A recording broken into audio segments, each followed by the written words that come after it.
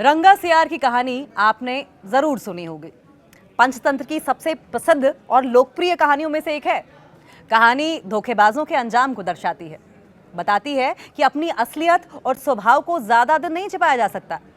ये कहानी जिस एक मुल्क पर पूरी तरीके से फिट बैठती है, आप अंदाजा लगा सकते हैं मुल्क कौन सा है। ये कहानी जिस एक मुल्क पर पूरी तरीके से फिट बैठती है वो है दुनिया भर में कटोरा लेकर घूमने वाला पाकिस्तान, जो इन दिनों खुद को शांति दूत साबित करने की भरसक कोशिश में जुटा हुआ है, जबकि उसकी असलियत देखकर दुनिया उस पर थूक रही है। हालांकि अब उसके नापाक डिप्लोमेसी की हवा पूरी तरीके से निकल चुकी है, लेकिन जो सुधर जाए वो पाकिस्तान कहां। पाकिस्तान ने अमेरिका ईरान तनाव के दौरान मध्यस्थता का नाटक किया। रिपोर्ट्स में खुलासा हुआ कि पाकिस्तान ने कथित तौर पर ईरान को अपने नूर खान एयरबेस का इस्तेमाल करने की इजाजत दी ताकि ईरानी सैन्य विमान अमेरिकी हमलों से सुरक्षित रह सकें। दुनिया के सामने आतंकवाद के खिलाफ लड़ने का दिखावा करने वाले पाकिस्तान की सरजमी पर आज भी लश्कर और जैश जैसे आतंकी संगठन फलते फूलते दिखाई देते हैं। दुनिया ये बात जानती है कि उन्हें सरकार का संरक्षण हासिल है। खैर, बढ़ते हैं आगे। इस बार पाकिस्तान लीबिया में नाटक करने पहुंचा है। एक तरफ पाकिस्तान लीबिया में पिछले 15 सालों से चल रहे सिविल वॉर को, गृह युद्ध को खत्म कराने के लिए मध्यस्थ बनने का नाटक कर रहा है, तो दूसरी तरफ उसी जंग को भड़काने के लिए करीब 33,000 करोड़ रुपए के घातक हथियार बेच रहा है।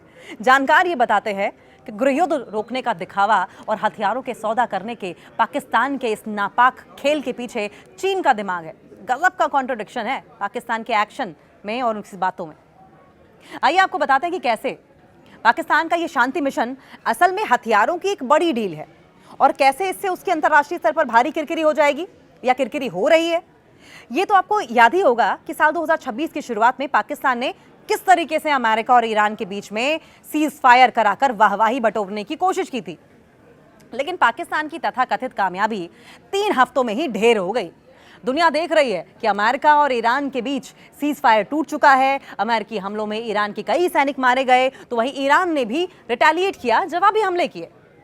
ईरान ने दुनिया के सबसे महत्वपूर्ण तेल मार्ग स्ट्रेट ऑफ हॉर्मुज को बंद कर दिया, जिससे तेल की कीमतें आसमान छूने लगी। जब ईरान अमेरिका मामले में पाकिस्तान की मध्यस्थता सुपर फ्लॉप साबित हो गई, तो अपनी गिरती साख को बचाने के लिए पाकिस्तान ने अपना रुख चुपके से लीबिया की तरफ मोड़ दिया। कोई दूसरा देश होता तो अगला कदम उठाने के पहले अच्छी तरह से सोच विचार करता, लेकिन पाकिस्तान वो ढीठ बच्चा है जिसे चारों खाने चित होने पर भी शर्म नहीं आती। वो खट से धूल झाड़कर खड़ा हो जाता है। बिल्कुल शर्म नहीं आती, खट से धूल झाड़ेगा और फिर खड़ा हो जाएगा। और इसलिए वो इस बार लीबिया में सक्रियता दिखाने की कोशिश कर रहा है। पहले की फजीहत भूल गया है पाकिस्तान। आपको याद दिलाते हैं और याद दिलाते चलें कि साल 2011 में मुअम्मर गद्दाफी की मौत के बाद से ही लीबिया 2 हिस्सों में बटा हुआ था। पश्चिमी एशिया में संयुक्त राष्ट्र की मान्यता प्राप्त सरकार है, जिसे तुर्की और कतर का समर्थन भी हासिल है, जबकि पूर्वी हिस्से पर बागी जनरल खलीफा हफ्तार और उसकी सेना लिबियन नेशनल आर्मी का कब्जा है। पाकिस्तान इन दोनों गुटों के बीच में समझौता कराने का नाटक करता है, और ये नाटक उसने पहले भी किया है, लेकिन इस नाटक के पीछे का सच बेहद हैरान कर देने वाला है। इस बात को ऐसे समझिए, इस बात को इस तरीके से समझिए कि जिस वक्त पाकिस्तान के अधिकारी दोनों गुटों में शांति वार्ता की बात कर रहे थे, ठीक उसी समय पाकिस्तान ने पूर्वी हिस्से के बागी जनरल खलीफा हफ्तार की सेना ने $7 अरब का गुप्त रक्षा समझौता फाइनल कर लिया।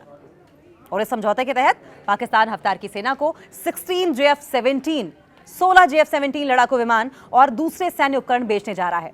यानी कि पाकिस्तान जिस आग को बुझाने का दावा कर रहा है, उसी में खुद ही घी डालने का काम भी कर रहा है। आपको बता दें कि पाकिस्तान जो लड़ाकू विमान लीबिया को बेच रहा है वो पूरी तरीके से पाकिस्तानी नहीं है। इसे चीन और पाकिस्तान ने मिलकर डेवलप किया है, जिसमें लगने वाली टेक्नोलॉजी, तकनीकी, रेडार और इंजन सब कुछ चीनी है। चीन सीधे तौर पर लीबिया जैसी संवेदनशील जगहों पर वेपन्स बेचकर, हथियार बेचकर अपनी वैश्विक छवि खराब नहीं करना चाहता, और इसलिए वो पाकिस्तान को आगे करके अपना माल बेच रहा है। और इस डील से चीन का सैन्य और रणनीतिक प्रभाव नॉर्थ अफ्रीका में बढ़ रहा है, लेकिन दुनिया की नजर में विलन सिर्फ पाकिस्तान बन रहा है, और पाकिस्तान ये समझना ही नहीं चाहता। ये तो आप जानते ही हैं कि पाकिस्तान की आर्थिक हालत बेहद खराब है, उसे डॉलर की सख्त जरूरत है, और इसलिए वो पैसों के लिए किसी भी जंग में हथियार सप्लाई करने को तैयार है, भले ही इसके लिए उसे शांति दूत का मुखौटा क्यों ना उतारना पड़े। कुल मिलाकर पाकिस्तान का यह दोहरा चरित्र अब पूरी दुनिया के सामने आ चुका है। एक तरफ वो खुद को जिम्मेदार देश दिखाकर दुनिया में अपनी इज्जत बढ़ाना चाहता है, तो दूसरी तरफ पैसों के लालच से गृहयुद्ध से जूझ रहे देशों को हथियार सप्लाई कर रहा है। इस हथियार सौदे के कारण पाकिस्तान को कड़े वैश्विक विरोध और आलोचना का सामना भी करना पड़ रहा है। लीबिया में साल 2011 से ही गृहयुद्ध के कारण संयुक्त राष्ट्र सुरक्षा परिषद ने वहां किसी भी तरह के हथियार बेचने या खरीदने पर कड़ा बैन लगा रखा है, लेकिन पाकिस्तान बेच रहा है। फिलहाल के लिए इतना ही। और ये स्क्रिप्ट लिखी थी जयशंकर ने। मैं हूं आपके साथ अंकिता दुबे। बाकी खबरों के लिए जुड़े रहिए न्यूज़ 18 के डिजिटल प्लेटफॉर्म के साथ। नमस्कार।